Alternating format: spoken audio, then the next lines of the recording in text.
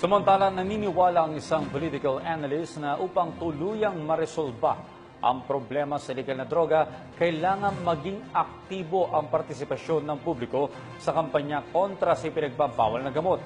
Kaugnay niyan, inihiyag naman ng ilan nating mga kababayan ang mga pagbabagong kanilang nakita sa harap ng pinaigting na hakbang kontra illegal na droga at kriminalidad. May-report si Dayan Guerrero. Nang magsimula ang kanyang administrasyon, naging prioridad ni Pangulong Rodrigo Duterte ang kampanya laban sa iligal na droga. Ang ilang mga Pilipino iminungkahay ang kanilang opinyon sa mga hakbang ng administrasyon laban sa droga. Maganda, di tulad noon, hindi natin nakikita kung ilang volume. Ngayon nakita natin, yung volume, 1,000. Dito sa Metro Manila parang nabawas-bawasan ang mga krimen. Yung peace dito sa street ng Metro Manila, specifically, as for me, yung mga related incidents ng AJK, it's para sa akin, isolated cases. Ayon kay political analyst at UP Diliman Political Science Professor Ranjit Rai, may mga pagbabago nang nakikita sa ilang mga komunidad dahil sa kampanya laban sa iligal na droga.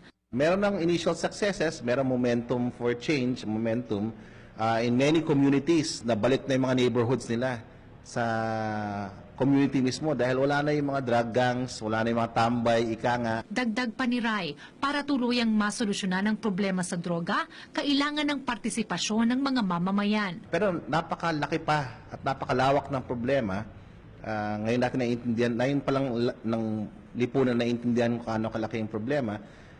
Matagal pa makakamit yung talagang solusyon nito.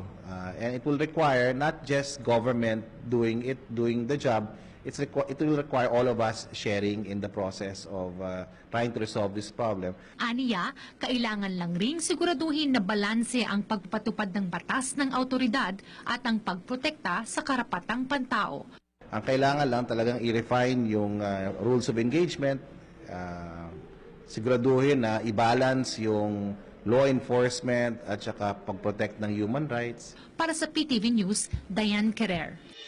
Giniit ni Justice Secretary Vitaliano Aguirre na kung hindi makikipagtulungan ang drug lord si JB Sebastian sa investigasyon kaugnay sa umano'y illegal drug trade sa Nubilibid prisons, posible umano itong makabilang sa respondent sa kasong isasampa ng DOJ. Inihayag ito ni Aguirre matapos umanong sabihin ni Sebastian na ang umano'y anomalya sa Bilibid ang kanya lamang isisiwalat at hindi ang kalakaran ng illegal na droga. Ang kabuang detalye niyan, alamin natin mula sa aming kasamang si Marita Muahe, mag-uulat ng live.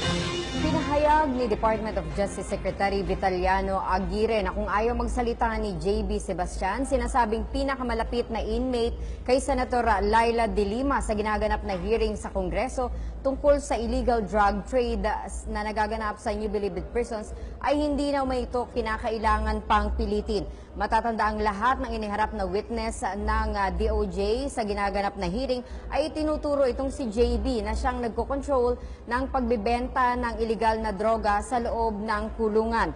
Si JB din umano ang kumalap ng pondo o campaign money para kay De Lima noong tumakbo ito sa pagkasenador ng nakaraang eleksyon.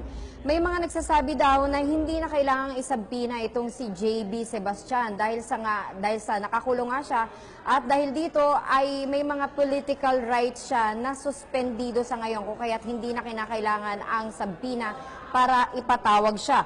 Bago ito ay napabalita na rin daw na gusto namang humarap ni JB Sebastian sa ginaganap na hearing pero limitado lamang, may kondisyon yung kanyang pagharap, limitado lamang yung kanyang nais sabihin. At ito ay yung patungkol lamang sa anomalya umano sa food supply sa loob ng New Bilibid Prison na nagkakahalaga ng 10 milyong piso. Sa pagkakataong tumanggi umano itong magsalita at sabihin ang kanyang mga nalalaman, maaari umano itong makasuhan at maisama na isa sa mga respondents sa ginagawang hearing. Sa ngayon masasabi umano ni Aguirre na sobra-sobra na yung kanilang mga testimonial evidences at kinakailangan na lamang i-build up yung kanilang documentary evidences. Ano ba itong mga documentary evidences na ito? Ito yung mga bank records at mga bank deposits na ibinigay ng Anti-Money Laundering Council o AMLAC sa DOJ at ipresenta na po ng DOJ sa Kongreso.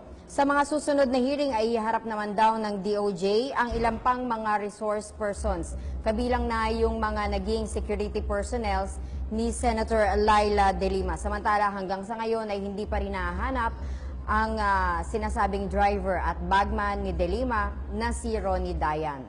Yan na lang muna ang pinakahuling ulat mula dito sa Department of Justice. Para sa PTV News, Marita Muahe. Maraming salamat sa iyo, Marita.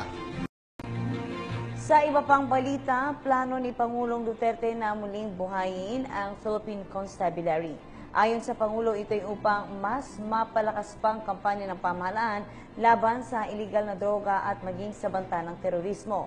Si Dayan Querer sa detalye. Iminungkahi kamakailan ni Pangulong Rodrigo Duterte na nais niyang buhayin muli ang Philippine Constabulary o PC. Ito ay tumutukoy sa dating setup sa Armed Forces of the Philippines kung saan ang PC ay isang major service command kasama ang Philippine Army, Philippine Air Force at Philippine Navy. Ang ilang mga Pilipino nagbahagi ng kanilang opinyon sa mungkahi ng Pangulo na buhayin muli ang PC. Okay naman, kasi nung araw, maganda naman ang patakaran nila. Malaking may tutulong. Kasi siyempre maraming mga masasamang elemento ngayon. Makakatulong yun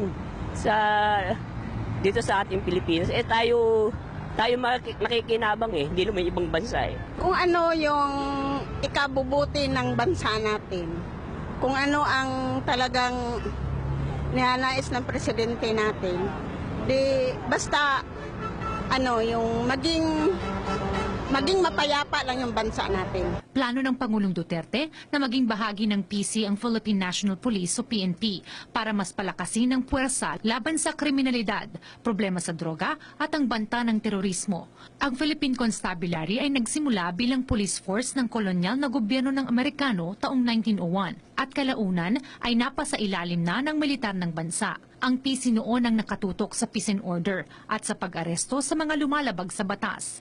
Noong naproklama ang martial law noong 1972, ang PC ang nanguna sa pag-implementa ng batas militar. Nawala ang PC matapos na maging epektibo ang 1987 Constitution na nagbigay buhay sa Philippine National Police. Para sa PTV News, Diane Querer. Sa iba pang balita, sinabi naman ni PNP Chief Ronald De La Rosa na balak niyang gayahin ang programa ng Colombia sa pagsugpo sa iligal na droga sa bansa. Kaugnay niyan, muli namang nagbabala ang hepe sa kanyang mga tauhan na nagre-recycle ng pinagbabawal na gamot o ang mga tinatawag na ninja cups.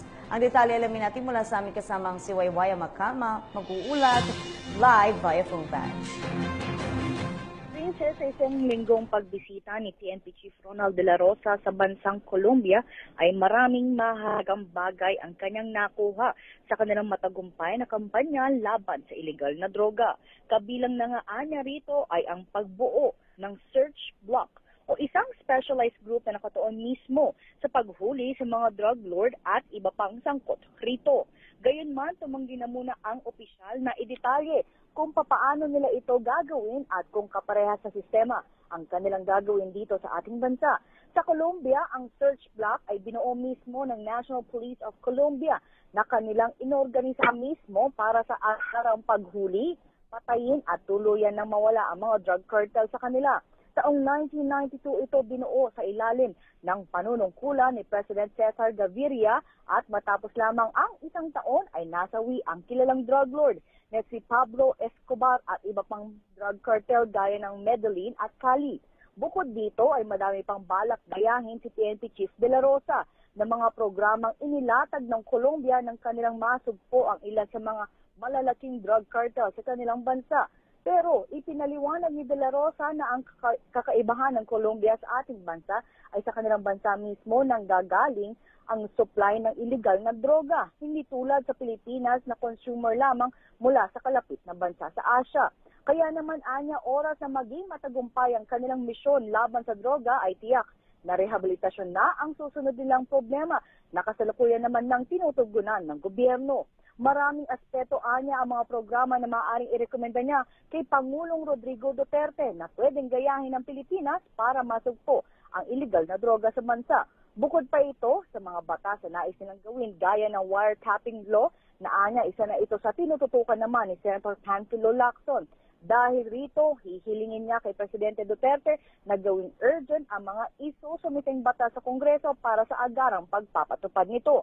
Samantala, Princess, sasampahan na ng kasong administratibo ng PNP ang lahat ng mga pulis na nag-awol o absence without leave matapos silang i-deploy sa Mindanao.